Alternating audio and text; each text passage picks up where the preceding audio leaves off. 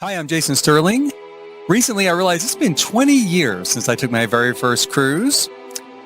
Let's take a look back at what it was like compared to what it's like now. Recently, I did a series of videos on my 5-day cruise on the Carnival Breeze back in August. I'm gearing up for my next cruise, which is on the Carnival Vista. Happens to be my favorite ship in the fleet, by the way. Coming up, it leaves on New Year's Eve and is an 8-day cruise out of Galveston. So I board on New Year's Eve, have just enough time to change clothes for the big party, and then the next 7 days to recuperate from the big party. As I was doing that, it hit me that actually this cruise coming up will be almost my 20th anniversary exact. My very first cruise was in 2002 on the Carnival Sensation. And needless to say, a lot of things have changed in 20 years since that cruise.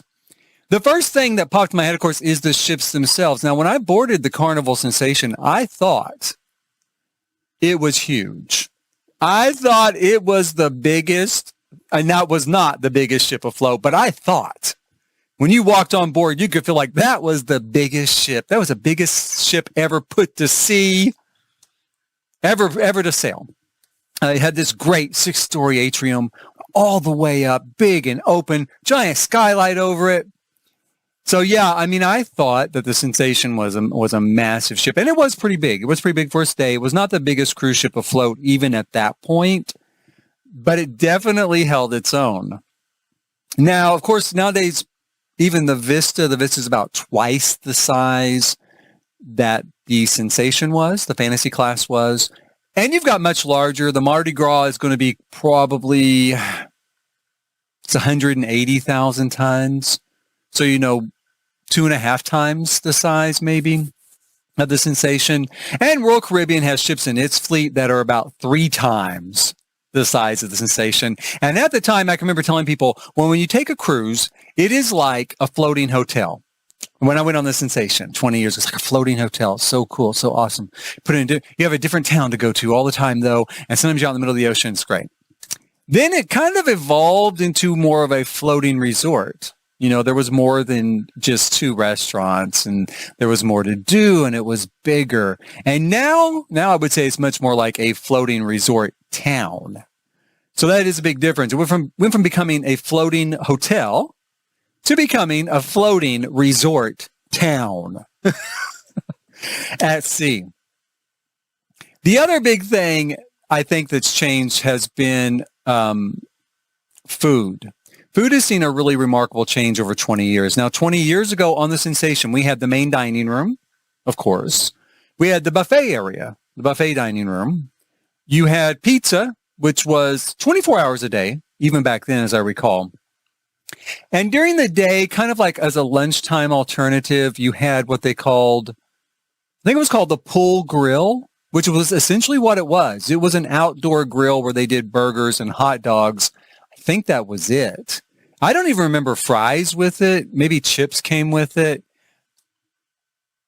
I never ate there. I always just went on inside to the buffet and ate in the buffet.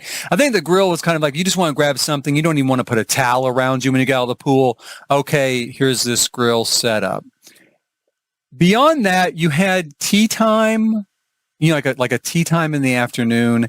And you definitely had what you do not have any longer, midnight buffets, like substantial midnight buffets. If you have a midnight buffet now, it might be kind of like some cold cuts or something kind of basic might be out on the buffet line, but not much. And the midnight buffets were really much more extensive. And you had things like the chocolate buffet and the gala buffet, that were really extravagant, creations. You also had room service. Room service has also changed quite a bit. There are a lot more upcharge items on the room service menu, which has taken a lot of heat. But I'll say, honestly, the stuff that's on the room service menu that's free is the stuff that was free 20 years ago. I feel like there's just as much for free to eat on the room service menu as there ever was. It's just as they've added new options to the room service menu, it's come at a charge. So that's what you had 20 years ago. You had those options.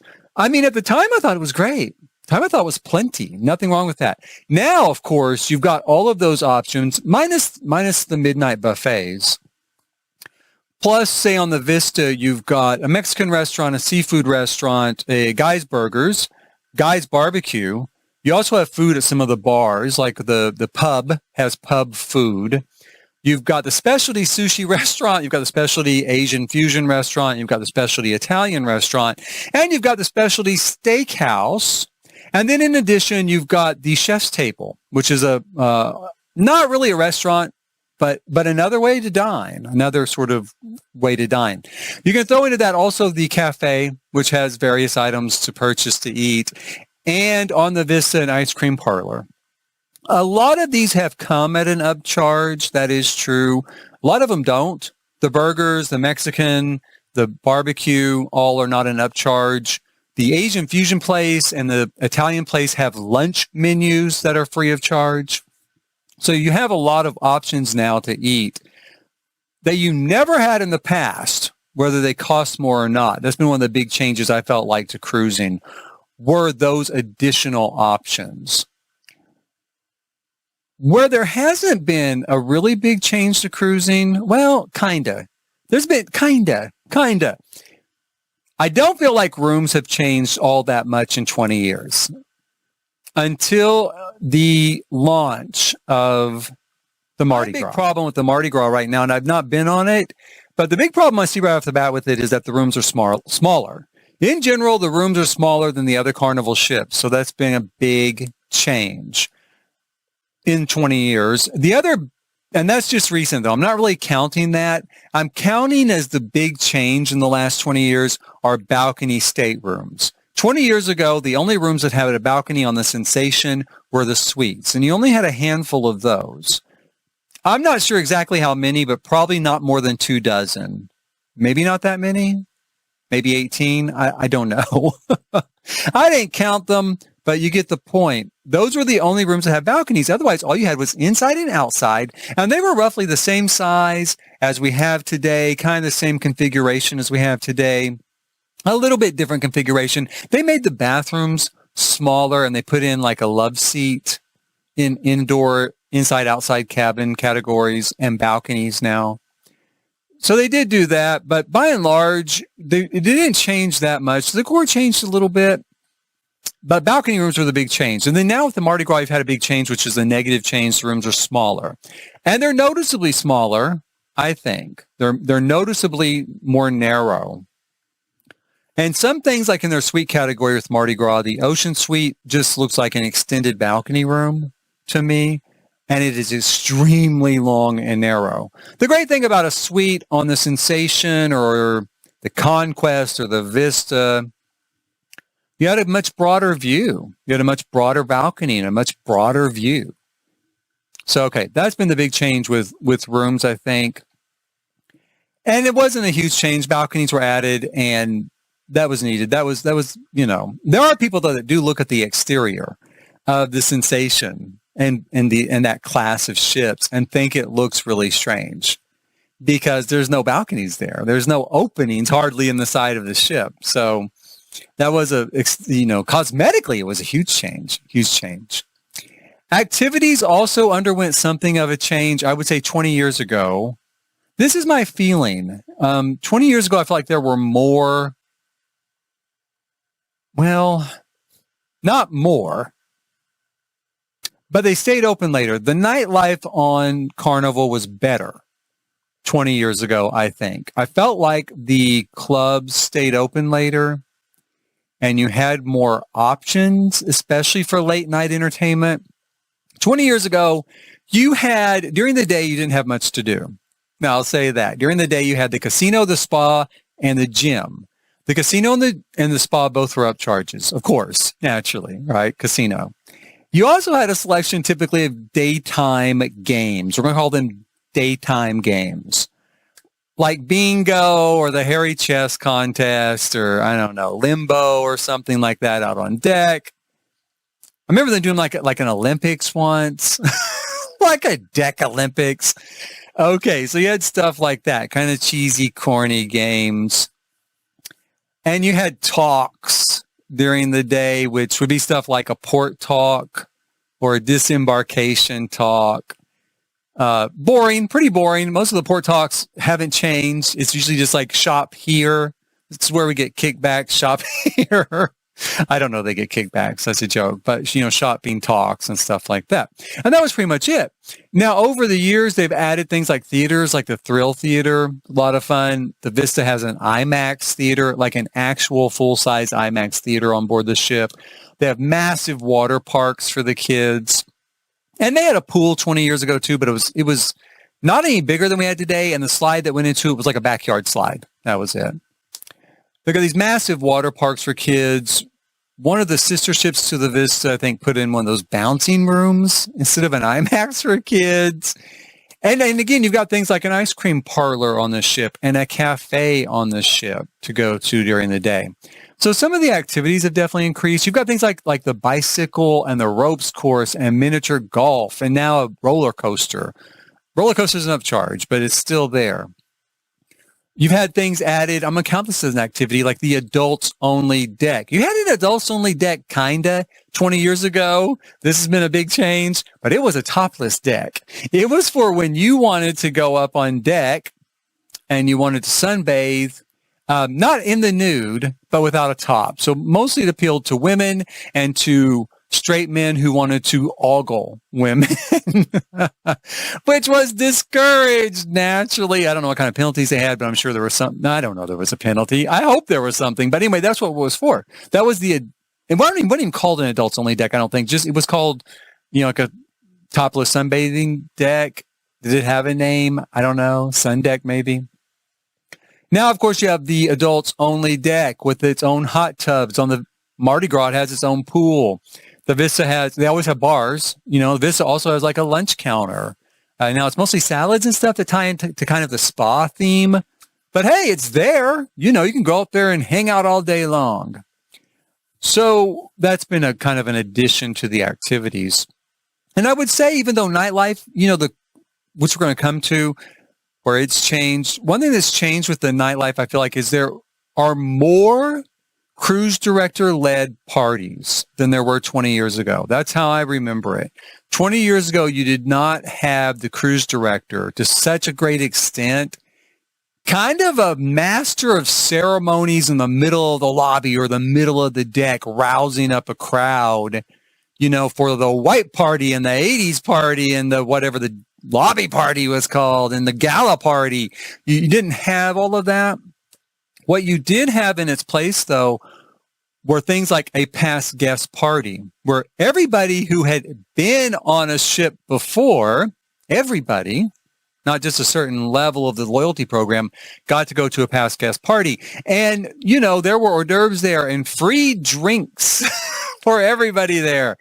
And the same thing was true of the Captain's Gala, which was the same thing. There was hors d'oeuvres there and free drinks there. It was on, formal night. Free drinks, could meet the captain and the officers. So that was something you did have 20 years ago that you don't really have now, unless kind of for platinum and diamond they do, kind of. But you had nightlife that went further into the evening, I felt like. So the clubs and the piano bar and things like that stayed open later. I mean, I can remember being up easily 4 or 5 a.m. on the ship. Now, the clubs were closed, but you would leave and go eat, eat pizza or something and stuff. Now, that's really not the case. The longest nightclub shuts down, the one that stays open longest, shuts down at 1 a.m., which even where I live in Oklahoma, they stay open until 2, So I'm on vacation and the club, and it's only 1. Shuts down at 1 a.m. And it's very specific. When I was there, it was very specific. The music style was very specific. It was very niche market. It was not what I consider a mass market, broad market type pop dance music. It was very hip-hop remixes, which hip-hop can be pop. Hip-hop can be pop dance. Throw some of that in. That's always great. Always a crowd pleaser. Not the entire musical set for 2 hours. It got a little monotonous, a little boring. And that was your only alternative. And after that, you could go to bed or you could go to the casino. Now the casinos don't have bars. So you can go to bed. Now, at 1 a.m., you can go to bed when you're on vacation, earlier than you go to bed at home. So that's been a big change, I would say, as far as activities go. Ports of call have not changed really at all. They haven't. I mean, even 20 years ago, we were going to Belize, and you could go to Honduras 20 years ago. They didn't, but you could. It's close enough to reach. My first trip on the Sensation, one of our ports of call was New Orleans, actually. I went on the Sensation because it was going to Cozumel and I could go tour Tulum. That was my goal, was going on this cruise. Plus, I'd always wanted to go on a cruise. Like I had seen the Love Boat when I was a little kid. I was dying to go on a cruise. So it went to Cozumel. I could go to Tulum, and reading about it, it went to Grand Cayman, and you could swim with these stingrays out in the ocean. Those are my two things. I had also not been to New Orleans, so I thought, well, hey, let's go to New Orleans. That'll be fun too. We'll go to New Orleans. We'll check it out. It was fun. I did love it. I think they were only putting into port there for a while, maybe as a sort of cold open of that cruise port, because it was the next year, they put the Carnival Conquest there, which was their largest ship at the time, into New Orleans as, this alternative port, a drive-to port. That's the only other big change of ports of call. Drive-to ports to leave the country. Because back when I went 20 years ago, most of your ports left from Florida or Los Angeles. That was about it. Now, by 2003, you could go out of New Orleans and Galveston. And since then, as we know, they've added things like Mobile, Jacksonville, Baltimore, New York, so on and so forth. So we have a lot more options now for leaving on a cruise. A lot of them are what they call drive-to ports. I do drive to the Port of Galveston sometimes. Sometimes I fly. Depends. Last time I flew. Sometimes I will drive, though, to the Port of Galveston a lot. I drive. And that's what those are set up for. So you could open up to a broader market, right? They would just drive to the port, hop on the ship and go.